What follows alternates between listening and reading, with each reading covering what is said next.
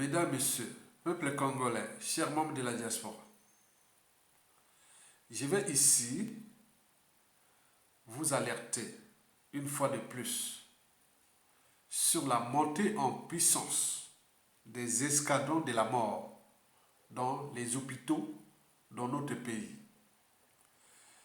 et notamment à Brazzaville et à Pointe-Noire. Pour ce faire, je vais devoir diviser cette conférence en 4 parties. La première partie sera consacrée à l'introduction à la problématique ici posée. La deuxième partie concernera le message qui vient de nous parvenir au sujet de ces escadrons de la mort. L'information vient tout droit de Brazzaville. C'est l'association clandestine des victimes de ces escadrons de la mort au CHU de Brazzaville. Vous savez qu'au Congo, on va plus pour se faire soigner, on va pour mourir. Ou, si vous avez la chance, on va pour devenir encore plus malade.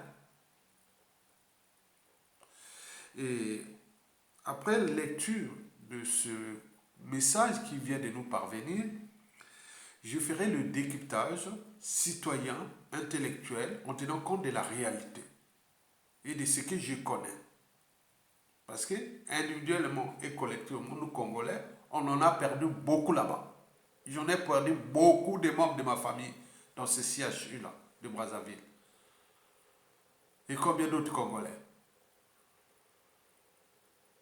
Enfin, je donnerai quelques pistes de la presse-asso. Parce que le futur, c'est tout simplement le passé et le présent qu'on ignore. Donc la presse-asso se décide aussi dès aujourd'hui. Et nous devons individuellement et collectivement participer à cette conférence-là pour donner plus d'informations. Pour que nous puissions mettre tous ces dossiers qui, demain, sera aussi introduit dans les crimes contre l'humanité. La médecine, on ne vient pas pour tuer les gens. Sinon, à quoi ça sert de faire la médecine? Il y a un marché de la mort pour les pratiques rituelles, pour que les Congolais ne s'adonnent qu'à des occupations médiocres. Et enfin, il y a un grand marché de trafic d'organes. Mesdames, Messieurs, peuple congolais, sans tarder, je vais vous faire lecture de l'introduction que j'ai choisi pour vous au regard de ces dossiers que je vais vous traiter. Mesdames, Messieurs, peuple congolais, pour info, ce n'est pas la dictature comme telle qui met en danger nous, peuple congolais, notre pays, et n'oublions pas l'image de nous Congolais dans notre propre pays, dans la sous-région, en Afrique et dans le monde. Ce qui pose problème, c'est la nature de la dictature de Denis Sassou Nguesso. Vous le savez très bien que, au plan éducatif, de santé, d'économie, de diplomatie, d'écriture et même de gouvernance, nous sommes au quart-monde de la dictature. Vous le savez, j'en ai fait pour vous l'étude comparée des différentes dictatures du monde depuis le 19e siècle. Je l'ai fait pour vous, c'est-à-dire moi j'ai comparé toutes les dictatures. Il y a des dictatures nationalistes, patriotes, il y a des dictatures où ce sont des idiots, il y a des dictatures qui viennent s'acharner contre le peuple et leur pays, etc., etc. Donc, il y a dictature et dictature. Mais historiquement, la plupart de ces pays, depuis la nuit des temps, ont souvent été développés par des dictateurs. Surtout quand ce dictateur est nationaliste. et aime son peuple et son pays. Le problème avec les dictatures ou les dictateurs, c'est qu'ils s'accaparent, ils dictent sa propre loi. Ça, c'est sûr et certain. Ils s'attaquent aux opposants, aux dissidents et autres. Mais ils s'occupent souvent du peuple. Mais Sassou Nguesso, c'est pas ça. Il s'attaque aux intellectuels, aux opposants, aux dissidents, au peuple congolais et à ce pays. Et donc, j'ai comparé pour vous depuis le 19e siècle jusqu'à nos jours. Et voici ce que j'ai constaté pour vous. J'ai constaté que sur 100% des dictatures, passant par Adolf Hitler, jusqu'à Denis Sassou Nguesso aujourd'hui, j'en ai constaté que 2 tiers des dictateurs ou des dictatures ont toujours apporté le but de la condition humaine à leur peuple. Qu'est-ce que c'est le but de la condition humaine? L'accès à l'éducation, à la santé, au cadre de vie, etc., etc. Surtout à la culture aussi.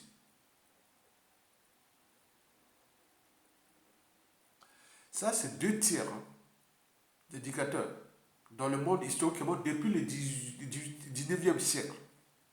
Ils ont toujours apporté l'éducation, la santé, le cadre de vie, la culture, etc. à leur peuple. Même si en aparté, en secret, ils s'attaquent aux dissidents, opposants et autres. Bon, c'est tout à fait logique, parce qu'un dictateur, c'est celui qui applique quelques libertés contre les institutions. Ben oui, c'est pour lui. Un dictateur, c'est celui qui dicte sa propre loi sans qu'aucune institution, ni loi, règlement ne puisse limiter dans les temps. Donc c'est ça. Mais au niveau l'économie, culture et autres, ils ont toujours apporté le but de la condition humaine. Vous pouvez aller voir, par exemple, dans notre pays, nous avons un cas d'école. Vous avez Obiangema, en Guinée équatoriale. Regardez, allez voir là-bas, par rapport au Congo. Là-bas, ils ont moins l'eau potable. Hein. Ils peuvent au moins se soigner. Hein. Et pourtant, en termes de volume de production de pétrole, nous sommes au-dessus de la Guinée équatoriale. Allez voir au Rwanda, même si, voilà, vous comprenez. Donc, il y a dictateurs et dictateurs. Il y a des dictateurs idiots. Et donc, le tiers restant, c'est-à-dire 2 tiers ont toujours apporté le bien-être à leur peuple, mais il reste... ce qui posait problème, c'est le problème des libertés fondamentales et des droits fondamentaux. C'est ça. Mais le reste, il n'y a pas de problème. En ce qui concerne le reste, c'est-à-dire le tiers restant, non. Et pourquoi? Parce que ces dictateurs-là, souvent, qui n'ont pas apporté les conditions de vie à leur peuple, malgré toute la volonté, il y en a eu, j'en ai pour vous 2 raisons pour les tiers restants qui n'ont pas apporté le but de la condition humaine à leur peuple. Sous les 2 tiers restants, j'en ai trouvé pour vous les raisons pour lesquelles les tiers restants n'ont pas apporté les conditions de vie à leur peuple. La première raison, hein, il y a 2 raisons. Hein, que, pardon, un dictateur, attendez, pardon, excusez-moi. Je vous remercie. Donc, les 2 raisons pour lesquelles un tiers des dictateurs n'ont pas apporté de conditions de vie à leur peuple, historiquement depuis la nuit des temps. Et pour ces 2 raisons, première raison, c'est que peut-être ils n'ont pas des ressources nécessaires, les ressources naturelles, ou le capital humain, les cerveaux, ou peut-être c'était en situation de guerre, où ils étaient tout le temps... voilà, donc ils ne pouvaient pas prendre avoir le temps de... Ils n'étaient pas en paix. Il leur manquait les ressources naturelles peut-être, ils n'étaient peut-être pas en paix, et beaucoup de choses comme ça. Ok? Très bien. La deuxième raison, c'est que bon, ben, là, le dictateur lui-même ne veut pas apporter le but de la condition humaine à son peuple. ou plutôt il est sous ordre peut-être d'une organisation ou d'un pouvoir suprême, par exemple le cas chez nous, le cas de la France Afrique, prédatrice, néocolonialiste et autres. Donc Sassou Nguesso exécute par procuration l'esprit néocolonialisme français, peut-être. Parce que quand on constate ça, on voit dans tous les pays d'Afrique francophone, ce sont les plus dans la merde en Afrique. Denis Sassou Nguesso est un cas d'école. Donc la deuxième raison peut être aussi néocolonialiste où on a mis un pion qui est là, qui est en train de... Voilà. Donc ce qui, chez nous au Congo, c'est un cas d'école. Denis Sassou Nguesso est un cas d'école. Et donc là, vous venez de constater que les escadrons de la mort qui règnent au Congo dans les CHU de Brazzaville, dans les hôpitaux du Congo, et majoritairement dans le sud. Pourquoi? Dans le sud, parce qu'il y a un marché. Il y a un marché. En plus du marché, Sassou a fait la politique disait pour mieux régner. Mais combien de Congolais meurent-ils au nord là-bas? Il n'y a pas de comptabilité. Mais là où c'est visible, on le voit, il y a un marché. Donc ce marché-là est antisocial et criminel. Mesdames, Messieurs, peuple congolais, voici maintenant la deuxième partie. Donc, je vais vous lire ces communiqués qui viennent de me parvenir. Et c'est vraiment, nous avons répété ça depuis déjà 2015, on en parle. Et n'oublions pas les problèmes de l'eau empoisonnée, puisque l'eau potable est plus chère, hein, c'est-à-dire 1 litre d'eau potable au Congo équivaut à 100 litres d'alcool. Donc si vous avez 1 euro ou 1 dollar pour acheter de l'eau potable au Congo, 1 litre d'eau potable, vous avez ce même dollar pour 100 litres d'alcool. Donc il y a la volonté là, pour que vous soyez dans le trou. Parce que dans toute organisation, qu'elle soit État, entreprise ou association, lorsqu'il y a un dysfonctionnement, c'est celui qui a la tête qui en est responsable. Le poisson pourrit tout par la tête. Si vous avez à la tête d'un pays, celui qui n'aime pas ce pays, ce peuple-là, qui est arrivé au pouvoir par les armes, il sait bien que le peuple-là ne l'aime pas. Il tient son pouvoir par ses soutiens extérieurs. Et c'est ce qui Sassou Nguesso fait. Donc il est au service de ce marché des étrangers dans notre pays. Et qui beaucoup se moquent de nous, dans notre propre pays. Allez au Congo-Brazzaville, les étrangers, je parle surtout africains, bon, j'ai un peu de part d'humilité. On dit que vous voyez que les Congolais, Sassou est contre ce peuple-là. Il a les moyens d'État contre ce pays. Restez un peu humble. Ne se moquez pas des Congolais. Mais le jour où il y aura un patriote qui prend là, tout devra changer. Mesdames, Messieurs, peuple congolais, voici le communiqué que je venais de vous recevoir. Je viens de recevoir. Nous alertons la population congolaise de Brazzaville sur un phénomène de pratiques dangereuses et exponentielles qui se passerait dans des hôpitaux de Brazzaville. Depuis un moment, nous sommes contactés par de nombreuses familles congolaises qui se plaignent de la mort des Congolais après avoir été déclarés anémiques. Anémique, c'est qui manque de sang. Le sang n'est pas bien. Un réseau bien organisé aurait été mis en place dans des hôpitaux de Brazzaville pour assassiner en échange de l'argent les Congolais malades. Un réseau bien organisé semblerait utiliser les poches de sang empoisonné qu'on inocule aux patients sans aucun examen médical pour rechercher la cause de l'anémie. Pour faire fonctionner les services de pompes funèbres de Brazzaville, les membres de ce réseau trouvent un prétexte pour un faux diagnostic d'anémie afin de convaincre le patient de se faire inoculer du sang contaminé, sans au préalable faire des prises de sang. Vous êtes pâle, vous n'avez plus de sang. Ce qui dit patati patata. Bon, ça ne m'étonne pas. Nous avons déjà parlé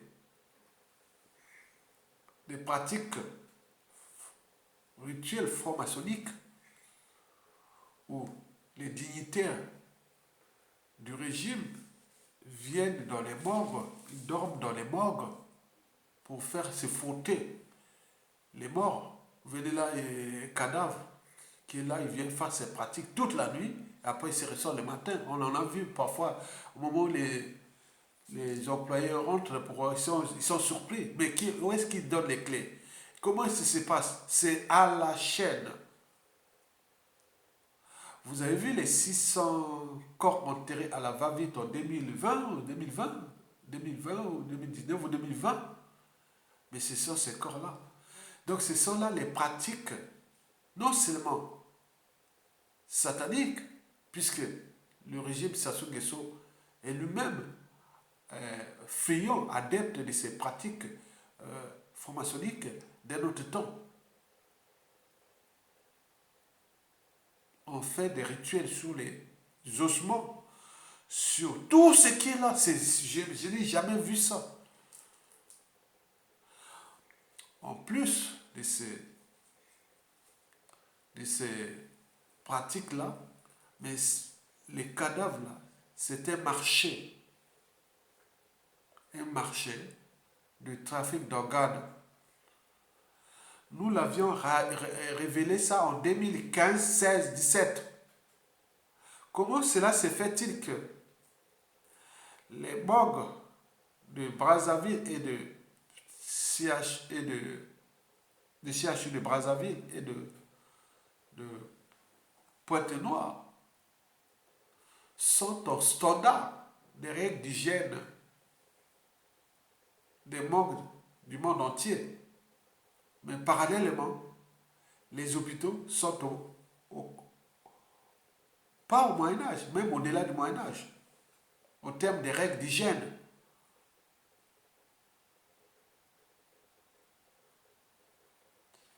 Les maladies nosocomiales, on va là-bas pour attraper les maladies. Si vous arrivez au Congo et allez dans les CHU, il faut mettre tous les mains et autres. En sortant, vous sortez tout même. Attends, c'est un bouillon de culture pathogène, comme nous on faisait ça en microbiologie, en biologie microbienne, que ce soit en virologie, en bactériologie ou en mycologie. C'est un bouillon de culture pathogène, comme les hôpitaux, règles d'hygiène. C'est encore au Moyen-Âge. Mais c'est parce qu'il y a une volonté politique.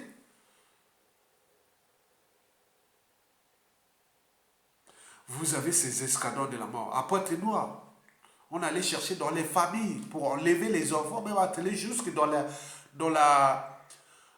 les Koumou. Entre les Koumou, les cimetières là-bas, jusqu'à Pointe-Noire pour les ramener. On va chercher des jeunes pour aller les tuer. Les tuer, prélever les organes. Ils sont venus chercher jusque dans tout le sud Congo là. Ils cherchent par-ci par-là. Mais combien de fois les étrangers qui arrivent là-bas, qui n'ont pas de parents, qui n'ont pas de ceux-là, qu'on enlève, ils n'ont même pas, ils savent bien qu'il n'y a personne pour les déclarer. Mais beaucoup sont morts là. Donc c'est un pouvoir, Force Afrique, antisocial et criminel qui est là, encore en activité. Pour faire tout simple, il y a un dictateur qui sait que pour asseoir son pouvoir, il utilise plusieurs moyens de pression contre la population. Et parmi ces moyens de pression figure aussi la santé. Quand vous êtes malade et que tout autour de vous, les gens sont malades, on pleure les morts et autres, comment vous allez réfléchir? Non, certainement pas. Donc c'est une haute trahison. Mais à côté, vous voyez les palais somptueux, leurs biens mal acquis et autres. Déjà, les clauses du dictateur, le coût mensuel, déjà à l'échelle nationale, de leur train de vie, à vous imaginer. Surtout de plus de 1 million de dollars chaque jour. Alors que les populations sont de la merde. Et pourquoi? Parce que le Congo-Brazzaville est une colonie, France-Afrique. Une colonie est faite pour être exploitée. Nous avons un pion, une pièce maîtresse là, qui est là. Et je serai là. Mais tant que le peuple ne prend pas ses responsabilités, qu'est-ce que ça peut faire? On gère la colonie. Et on te les tuer. On en a ici des cadres de tout le monde. Parfois, il y a des gens qui n'ont même plus appelé au pays là. Parce qu'il est mort tous les jours dans la famille.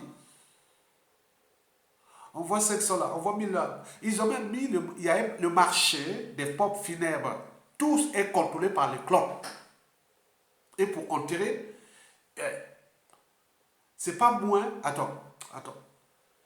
Autant avant Sassou Nguesso 2, le coût de pompes funèbres était à combien?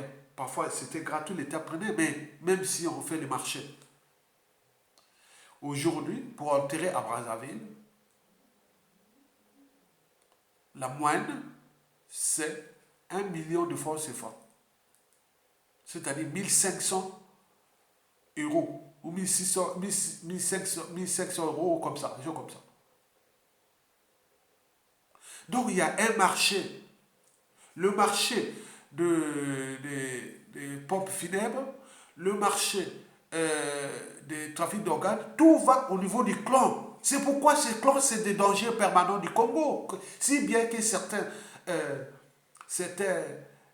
revanchards, même certaines victimes, et n'oublions pas, tous ceux qui vont dire, ces gens-là vont souffrir, on va faire pareil contre ces gens-là, quand au moment où on va les moyens d'État. Vous imaginez? Le Congo, c'est une bombe à retardement. On a tué des membres des familles comme ça. Moi j'en ai perdu, mesdames, messieurs. J'en ai perdu. Et je continue à perdre. Ça, c'est tout le monde. Mais c'est quoi cet enfer sur terre? Mesdames, messieurs.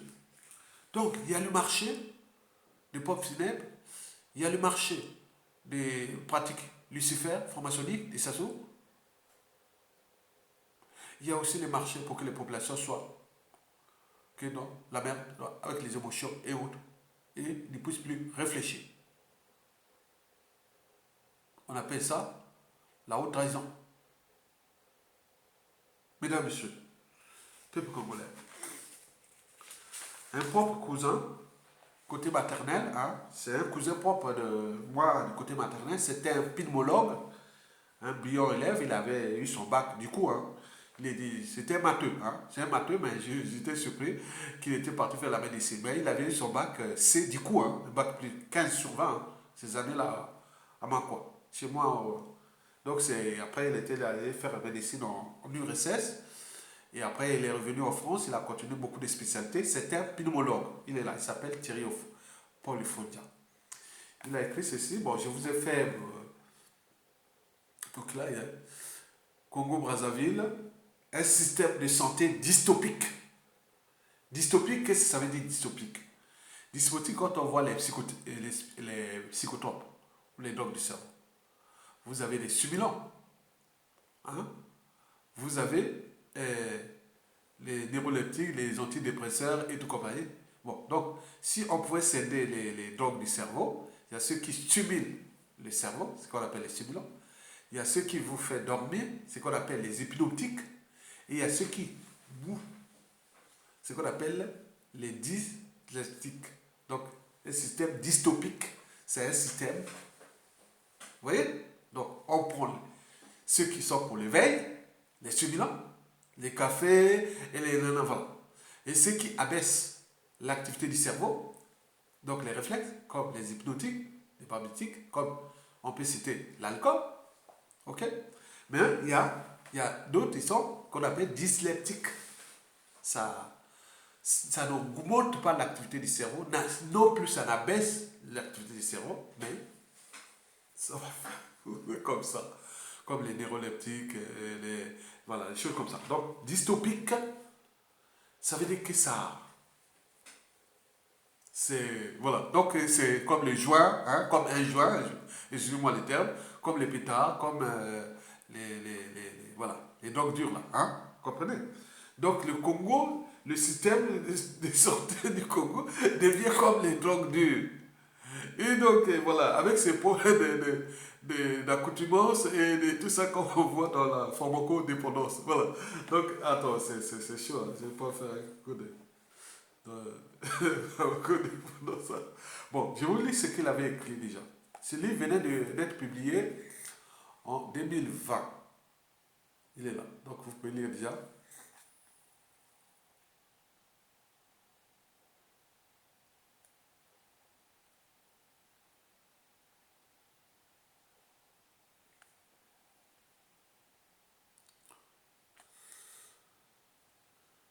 Bon, je vais vous le lire. Un système de santé du Congo-Brazzaville est plus qu'un parfait du présent. C'est une dystopie.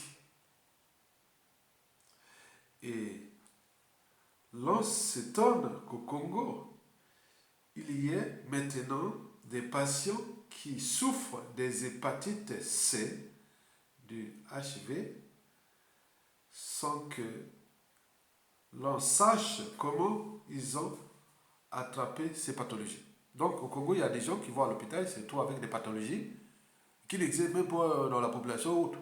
Donc vous imaginez, est-ce qu'on a un cas de bioterrorisme? Est-ce que beaucoup de choses comme ça? C'est bizarre ça. Donc là, bon, je ne vais pas aller passer c'est notre dossier, mais tout est contenu là.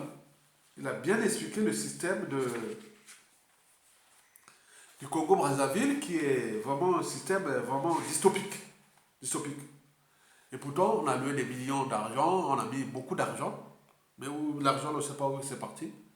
On dit, ah tiens, au niveau des peut-être Nations Unies, de tous les référents de l'OMS et autres, le Congo dit, bon, il a voté un budget, par exemple, de 15 millions de dollars pour la santé au Congo. Ça, c'est officiel. Voilà, c'est voté. Maintenant, dès que maintenant, l'argent là pour arriver dans les caisses de l'État, on arrive là-bas peut-être 1 million. Les 14 millions sont allés dans les poches des uns et des autres, et voilà.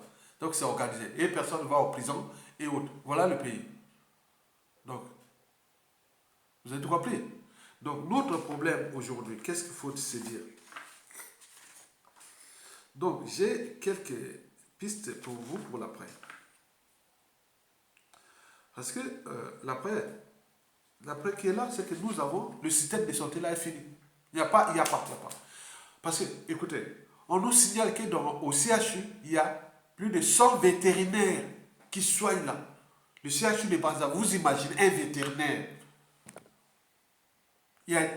C'est-à-dire la moitié du personnel soignant du CHU de Brazzaville sont des vétérinaires.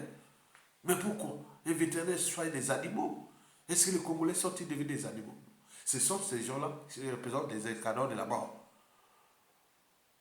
Et donc, nous disons à tous les Congolais, tous ceux qui travaillent, qui vont être dans le service du ministère, tout ce qui est des renseignements intérieurs, tout ce qui sera du pays, notez bien tous ces gens-là, ces vétérinaires-là qui soignent dans le CHU là.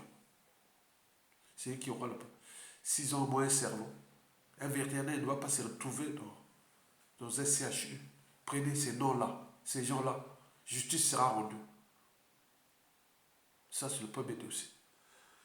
Le deuxième dossier, c'est qu'il faut se dire que, vous savez, à la chute des oiseaux, on a tellement de cerveaux qui sont à l'étranger.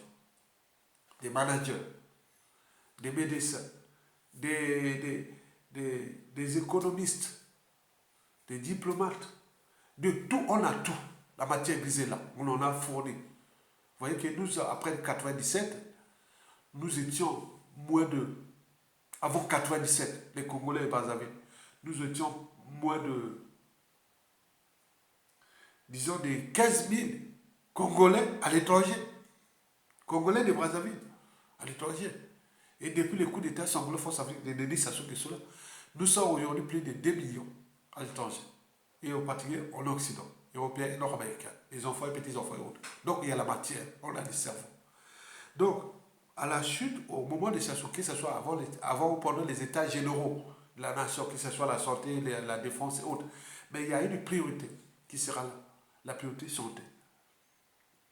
Certains ont dit que, bon, on laisse les gens travailler comme ils travaillent et tout sera mis en place pour aller monter les dossiers pour voir comment ils travaillent, qui seront à charge contre eux.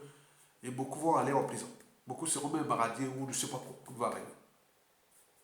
Mais à côté, beaucoup ont pensé que on a tellement de médecins à l'étranger et aussi en Afrique. Donc on ne va pas, c'est-à-dire on ne va pas... la pensée d'Albert Einstein, il a dit que on ne résout pas un problème avec les gens qui les ont créés. Vous savez ça? Donc, il y a un hôpital de Pointe-Noire, un hôpital qui sera peut-être à Dolisie, deux hôpitaux à Brazzaville, un ou deux dans le nord, qui se soit à Ouesso, autre. Bon, on prend ça, on met un peu d'argent, on fait venir des médecins qui sont même à la tête, qui sont vraiment un autre esprit, qui soient d'Afrique, du monde. Ils vont d'abord venir soigner les gens. Quand il y a un cas de Congolais qui est venu de l'étranger pour aider la reconstruction du pays, c'est trop malade, il va directement dans cet hôpital-là. Parce que là-bas, il y a des gens qui ont l'esprit de la médecine, ils ont les sociologues qui sont là. Donc ils vont se soigner là-bas. Et au fur et à mesure qu'on va remonter les systèmes de santé pour revenir, oh non, peut-être ce sera dans 10 ans, 15 ans. Donc c'est un processus. Mais au début, je vous dis sincèrement, ça sera comme ça. Donc ces médecins-là vont venir là, on va éviter là-bas. Si on continue là-bas. C'est un coût supplémentaire, mais c'est un coût qui est rentable parce que c'est un investissement. On fait faire venir les cerveaux pour reconstruire le pays. Ils ne vont pas venir là pour mourir bêtement. Non. Ce qui va se passer au niveau de la santé va aussi se passer au niveau de l'alimentation. Donc on va mettre des trucs vraiment liés, qui est importation ou production des produits, et qui seront là avant de mettre une agriculture. Je vous dis que l'agriculture du Congo, ce sera du 50-50. 50% de l'agriculture, comme elle fonctionne. Maintenant, la vieille et tout ça, les petites choses, pour écolo, mais il y a aussi une agriculture qui sera un peu semi-intensive. Pas avec des pesticides, mais des gens qui prennent des cultures pour nourrir les Congolais. Pour que nous puissions contrebalancer la balance commerciale au terme de coûts d'importation des produits alimentaires. Donc il y a toute une politique de balance commerciale qui va se faire pour que nous baissons le coût du budget de notre pays qui est mis pour aller acheter plein de choses à l'étranger alors qu'on a des terres, on a tout. Donc les patriotes seront là. Donc il y a la volonté, sachez qu'on ne va pas tout dévoiler comme ça. Donc il y a beaucoup de cerveaux qui sont là. Ils sont dans l'agriculture, ils sont dans l'économie forestière, dans les matières premières, ils sont dans les tertiaires, ils sont dans la géopolitique, il y en a beaucoup. Ils sont là. Donc, ils sont du nord au sud, de l'est à l'ouest. Ils sont actifs dans les médias et réseaux sociaux. Donc, je m'invite les uns et les autres à partager ces vidéos-là pour les résistants, pour les hommes libres. Donc, partagez ça.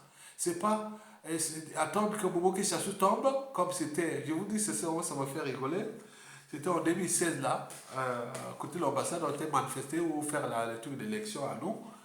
Oh mon Dieu, j'ai vu les gens dans la diaspora que j'ai rencontrés depuis le pays qui étaient là, voilà. Ils sont venus là. Oh là, tout, comme j'étais une star quoi. Parce que dans l'air tête, ils pensaient mon coco, peut-être qu'il va me tirer, c'est un ami. Toka, c'est un ami du pays d'enfance ou de la faculté des sciences ou d'un ami enseignant ou un ami. Non. Mais non, je vais maintenant. Non, c'est pas ça. Après, mon coco en prison, pouf, ils sont barrés. On n'en voit plus. Donc, ce sont des comportements, c'est mesquin. Moi, quand je vois les gens vont revenir comme ça, moi, c'est ça. Moi, c'est les gens qui prennent les risques là, qui vous avez vu les médias, les réseaux sociaux et les manifestations, ce sont eux. Donc, le Congo a besoin des managers, a besoin des patriotes, a besoin des gens qui ont des convictions, a besoin des gens qui ont le sens d'engagement. Ce n'est pas des ratés là. Les ratés, je parle en termes de comme faisait la jeunesse citoyenne, on faisait les ratés. Les ratés, c'est qui? Les ratés, c'est celui qui est naïf, passif, peureux, lâche et autres. C'est inutile. Au temps du Troisième Reich, c'était comme ça. Tous ces gens-là, bon, historiquement, ça s'est passé partout. Hein. Donc les ratés hein, d'un peuple, d'une lutte, ce sont les résignés. Ce sont les lâches, les passifs. Les gens qui n'ont pas les champs d'engagement, ils sont là tranquilles en Occident. Voilà. Et demain, Sassou Nguesso tombe, je prends un cas d'école, Sassou Nguesso tombe, les passeports sont caducs. Et voilà, on va faire, ah oui, on n'a pas de passeport. Hein. Mais toi, voilà les gens qui réfléchissent. Au lieu d'être dans la rue, de venir sur les médias réseaux sociaux, là, partager les vidéos pour que ça soit connu au plein du monde entier, on met les pressions, on continue pour que ça. Et voilà, les messages passent au pays là-bas parce que la cybercensure est totale au pays, mais les messages arrivent. Non, le message aujourd'hui est envoyé à la classe, c'est-à-dire au passé pour, historiquement pour les révolutions. Hein. Il faut qu'il y ait d'abord dissidence des élites. Les élites fuient les régimes. Et à ce moment-là, le régime se trouve seul, isolé. Il n'a plus de marge de manœuvre. Les élites, là, dissidence des élites politiques, militaires, intellectuelles et autres. Pour l'instant, ça soude les tirs par la politique du ventre et pour comme des temps qu'on a ôté de fracasser un pays. Deuxièmement, pour faire chuter un dictateur ou une révolution, c'est la frustration de la population. Mais sur ce pont, vous voyez ce qui vient de passer, c'est la frustration des populations. Ils ont vraiment été humiliés, souillés, endeuillés, traqués et autres. Donc, voilà, attends, c'est pas possible. Maintenant, troisième cause pour la chute d'indicateurs, c'est la mobilisation générale, qu'on peut dire que c'est la mobilisation citoyenne. On est bien d'accord. Tous on se mobilise. On est dans le consensus, la convergence des luttes, que nous sommes tous des victimes de Sassou Nguesso. Pour un être mortel qui va partir, les dictateurs, il y en a eu, comme je vous ai précité. Donc, mais comment laisser un pays, toutes nos générations, et autres, nous, moi, je vais arriver au pays. Si je reste en vie après la Sassou, à la suite des Sassou, je vais arriver là-bas, je vais perdre, je vais me trouver un tiers, même la moitié des gens de mon âge sont déjà partis. On va les trouver que les enfants, leurs petits-enfants du nord au sud de l'est, comme j'en ai des cousins germains, des cousines germaines, et du nord au sud, j'en ai tous les noms. J'ai des cousins germains et des cousines germaines du nord au sud, hein, depuis la Likwala, en passant par la Boisa et au Quilou, et les plateaux, tout, j'en ai. Attends, c'est pas possible. Tous ceux qui des orphelins. C'est quoi ce pays? Et nous sommes là en train de râler, vous venez râler contre les gens, la population, les gens qui prennent les risques pour défendre l'intérêt général. Enfin, le quatrième point, c'est la crise d'État. Il nous manque la crise d'État. Pour qu'on les dégage, il faut une crise d'État. Mais il a eu la chance avec la guerre en Ukraine et qu'il a eu un peu de magots de pétrole. Maintenant, il dit, ah oui, mais on ne peut plus payer du carburant parce qu'il y a la guerre en Ukraine. On peut plus, donc ça devient le prétexte. Donc ils vont travailler, ils sont rodés. Il joue à la ruse. Et donc ça, pour ça, sauver, parce qu'il a peur d'être humilié, comme la plupart des dictateurs, ou payer la rançon de ses crimes, la justice, quelle qu'elle soit. Maintenant, il joue à la ruse. Il dit, maintenant là, c'est la guerre en Ukraine. Maintenant, il cherche là. Maintenant, dans une population, voilà. Vous imaginez, vous pouvez être à la place de Sassou Nguesso aujourd'hui. Et refaire ce pays. Il suffit de penser, de se situer et de s'organiser et d'agir. Tant qu'à faire. Likez et partagez pour les gens qui veulent que le Congo soit libre. Il va être libre. Nous le savions. Nous arrivons. Merci. À bientôt. Donc, Olonga.